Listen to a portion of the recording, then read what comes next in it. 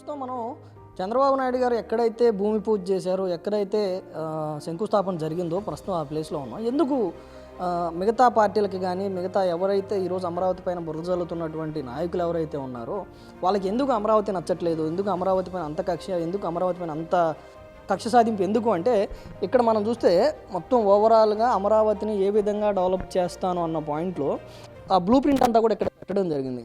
అక్కడ సచివాలయం కానీ, హైకోర్టు కానీ, బంగ్లాలు కానీ, అంటే రోడ్స్ కానీ, ఈ విధంగా అంటే అన్నిటిని కూడా ఇక్కడ జరిగే అభివృద్ధి ఇది అని చెప్పి చంద్రబాబు నాయుడు గారు అప్పుడే కళ్ళకట్టినట్టు చూపించారు. కాబట్టి అమరావతి అన్న పేరు వినగానే ఫస్ట్ కనిపించే ముఖం చంద్రబాబు నాయుడు గారిది. అది వాళ్ళకి ఇష్టం లేదు. వాళ్ళు అభివృద్ధి చేయరు, అభివృద్ధి చేయకపోగా చేస్తామన్న దాన్ని కూడా ఆపేటువంటి రకాలుగా వాళ్ళు మనకు ఖచ్చితంగా కనపడుతున్నారు. ఇప్పుడు నిజంగా అంటే ఈ స్థాయిలో కనుక అభివృద్ధి జరిగితే, ఈ స్థాయిలో కనుక అభివృద్ధి చేసి చూపించగలిగితే ఆంధ్రప్రదేశ్ రాజధాని అనగానే మొట్టమొదటి గుర్తొచ్చేటువంటి పేరు నారా చంద్రబాబు నాయుడు. ఆ పేరు వినపడకూడదు, ఆ పేరు ఉండకూడదు అంటే ఖచ్చితంగా అమరావతిలో రాజధాని ఉండకూడదు, అమరావతి పైన బురద చల్లాలి, అమరావతి పైన ఏదో రకంగా విషప్రచారం చేయాలి అన్న పాయింట్లో బలంగా చేస్తామని.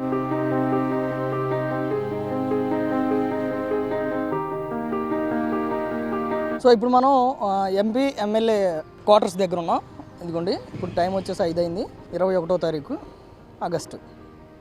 ఒకసారి ఆ పెద్ద పెద్ద బిల్డింగ్స్ని చూడవచ్చు, అవన్నీ క్వార్టర్స్. ఇక్కడ మునిగిపోయిందంటే కిందే కాబట్టి ఇక్కడ మనం కింద చూస్తే కనీసం ఆ గుంతల్లో కూడా నీళ్ళు ఆగని పరిస్థితి. ఏదో అంత పెద్ద పెద్ద గుంతల్లో కూడా నీళ్ళు ఆగకపోతే ఇక ఎమ్మెల్యే క్వార్టర్స్ కూడా మునిగిపోయాయి అంటున్నారు, ఎంపీ క్వార్టర్స్ మునిగిపోయాయి అంటున్నారు, మినిస్టర్ బంగ్లాలు మునిగిపోయాయి అంటున్నారు, జడ్జి బంగ్లాలు మునిగిపోయాయి అంటున్నారు. కనీసం గుంతల్లో అయినా ఆగాలి కదా. కనీసం అంటే ఆ బురద ఎక్కడైనా కాస్త వర్షం పడినప్పుడు ఖచ్చితంగా బురద అనేది కామన్గా వచ్చింది. అక్కడ బురద తప్పితే ఎక్కడా కూడా నీళ్ళు కనిపించట్లేదు. ఆఖరికి అందులో కూడా అక్కడక్కడ కూడా ఆ గుంతల్లో కూడా నీళ్ళు ఆగిపోయినటువంటి పరిస్థితి లేదు. దీన్ని పట్టుకొని అంటే ఎంత విష ప్రచారం అమరావతి మీద అనేది ఇలాంటి విజువల్స్ చూసినప్పుడు క్లియర్గా అర్థమవుతుంది. అంత పెద్ద బిల్డింగ్స్ కట్టే దగ్గర ఇంత లోతట్టు ప్రాంతంలో కూడా కనీసం నీళ్ళు ఆగని పరిస్థితులు ఉంటే మునిగిపోయింది, తడిసిపోయిందని చెప్పి వాళ్ళు మాట్లాడటం అనేది విష ప్రచారానికి పరాకాష్ట అని చెప్పుకోవచ్చు అనమాట.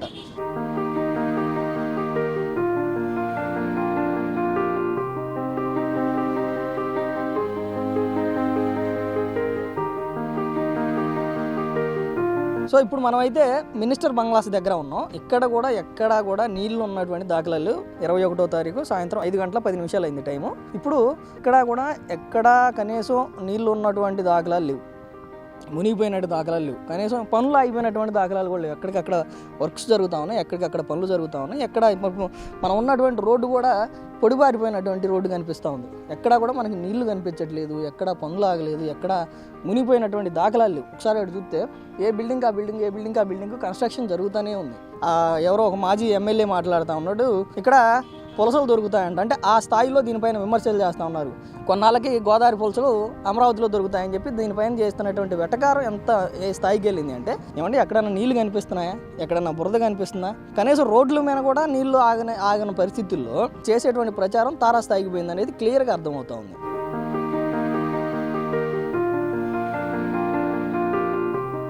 మళ్ళీ ఇంకొకసారి టైం చూడండి, టైం 5:25 అవుతుంది, 21వ తారీఖు ఆగస్టు నెల.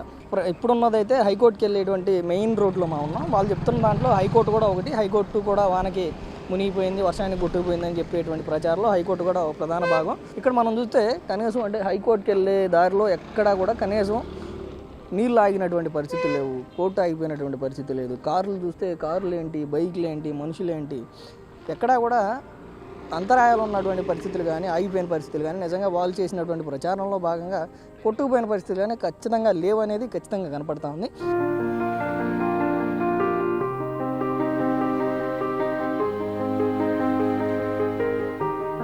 ఇప్పుడు ప్రస్తుతం మన ఉందైతే సిఆర్డీఏ ప్లాన్ ప్రకారం నిర్మించబోతున్నటువంటి సచివాలయం ఏదైతే ఉందో ఆ ప్లేస్లో ఉన్నాం.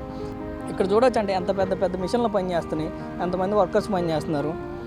ఇక్కడ కూడా మీకు టైము డేట్ కావాలి కదా, ఇదిగోండి సమయం 5 గంటల 35 నిమిషాలు అయింది, ఆగస్టు 21వ తారీఖు. ఈరోజు వైఎస్ఆర్సీపీ చేస్తున్నటువంటి ప్రచారంలో మునిగిపోయింది, తడిసిపోయింది, కొట్టుకుపోయింది అనేది అంతా కూడా అభూత కల్పన, అదొక విష ప్రచారం అనేది క్లియర్గా కనిపిస్తూ ఉంది. అంత పెద్ద పెద్ద మిషన్లు పనిచేస్తూ ఉన్నాయి, ఎంతమంది వర్కర్స్ పనిచేస్తున్నారు, నిజంగానే మునిగిపోయింది. వీళ్ళందరూ ఎక్కడి నుంచి పనిచేస్తారు, ఎలా పనిచేస్తారు?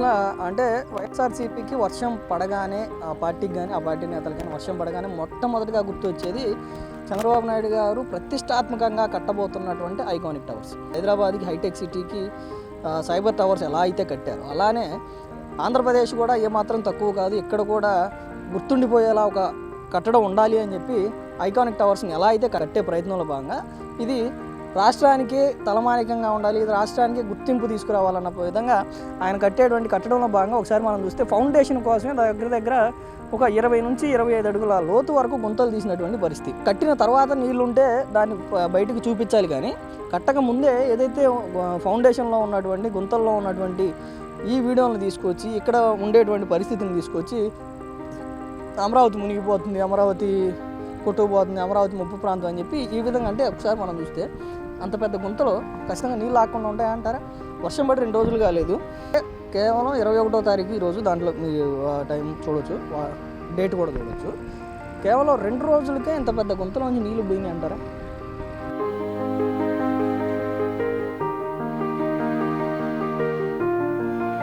అసలు అమరావతికి సెంటర్ పాయింట్ అనొచ్చు, లేదంటే అసలు మొత్తం ఓవరాల్గా అమరావతి అనేది బిల్డ్ అవుతుంది సిఆర్డీఏ క్యాపిటల్ రీజనల్ డెవలప్మెంట్ అథారిటీతో ఏదైతే టైఅప్ అయ్యి ఉందో ఆ ఆఫీస్ కూడా చూసాం. ఈ మధ్య దీన్ని కూడా వాళ్ళు ప్రొజెక్ట్ చేస్తూ ఇది కూడా మునిగిపోయింది, సిఆర్డీ ఆఫీస్ మునిగిపోయింది, సీడ్ యాక్సెస్ రోడ్ మునిగిపోయింది అని చెప్పి చెప్తా ఉన్నారు. కానీ మనం ఇక్కడ సిఆర్డీ ఆఫీస్ ముందే ఉన్నాం. సిఆర్డీ ఆఫీస్ పక్కన ఎంతమంది పనిచేస్తున్నారో ఒకసారి మీరే చూడొచ్చు.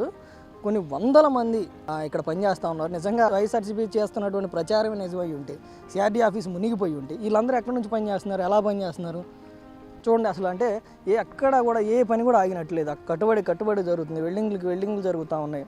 మిగతా అంటే జేసీబీ చేసుకుంటా ఉంది. ఏ పని అయినా కానీ అంటే ఎక్కడా కూడా ఏ పనికి అంతరాయం తగలేదు, ఏ పని కూడా ఆగినటువంటి పరిస్థితి లేదు. నిజంగా వైఎస్ఆర్సీపీ చేస్తున్నటువంటి ప్రచారం నిజమై సిఆర్డీ ఆఫీస్ కూడా మునిగిపోయి ఉంటే ఈ విధంగా అయితే పనులు జరగడానికి ఏ మాత్రం కూడా అవకాశాలు లేవు అనమాట. అంటే వాళ్ళు చెప్పిందే నిజమైతే ఇంకా నీళ్ళు తోడుకోవడానికే వీళ్ళకి టైం పట్టేది. యథేచ్ఛగా ఎవరి పనులు వాళ్ళు చేసుకుంటూ ఉన్నారు, ఏ పని ఆగలేదు, ఏ పనికి ఆ పని జరుగుతూనే ఉంది. అంటే సిఆర్డీ ఆఫీసు పైన చేసినటువంటి ప్రచారం కూడా అవాస్తవం, కేవలం విషం జమ్మే ప్రయత్నం అనేది క్లియర్గా అర్థమవుతోంది.